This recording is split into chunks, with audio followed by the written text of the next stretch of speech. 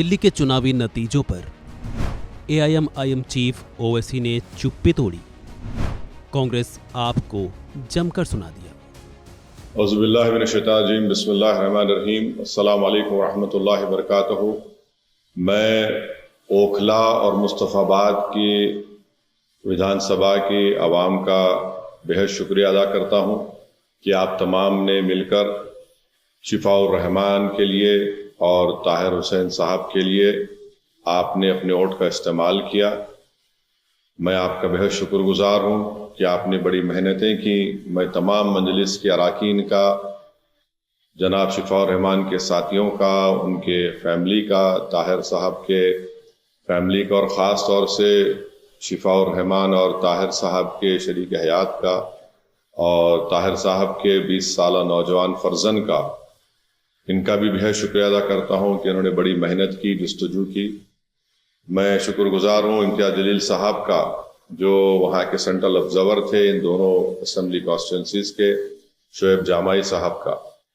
नतीजा जो हम चाह रहे थे नहीं आया है, मगर मुझे यकीन है कि हम तमाम के हौसले बुलंद हैं और बुलंद रहेंगे और इंशाअल्लाह ताला हम अपनी इस लड़ाई को जारी रखेंगे। जमहूरियत हमको इस बात की इजाज़त देती है कि हम अपने पसंद के उम्मीदवारों को उतारें।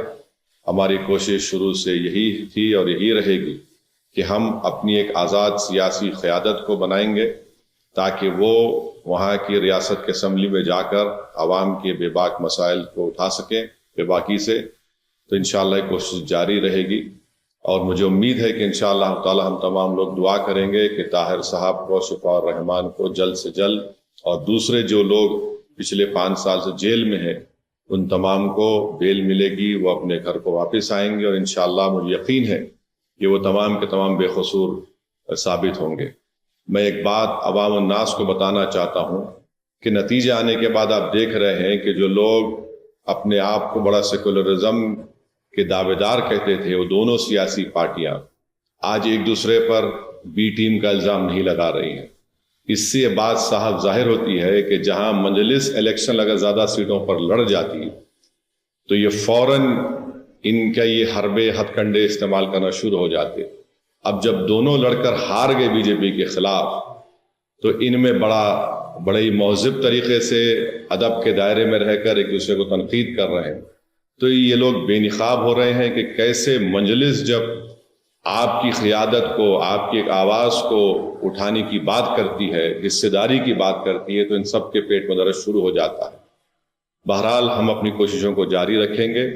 हमारी कोशिश यही रहेगी कि ओखला और मुस्तफ़ाबाद में विकास और तरक्याती का काम मुकम्मल हो, वहाँ के अवाम के बुनियादी मसाइल हल हो और हम इसके लिए कोशिश करते रहेंगे। मैं आप तमाम का बेहद शुक्रिया अदा करता हूँ और हमने मेहनतें की। अल्लाह हमारी इस मेहनत को, कुर्बानी को ज़रूर कबूल करेगा और इंशाअल्लाह आने वाला कल हमारा होगा। बहुत बहुत शुक्रिया।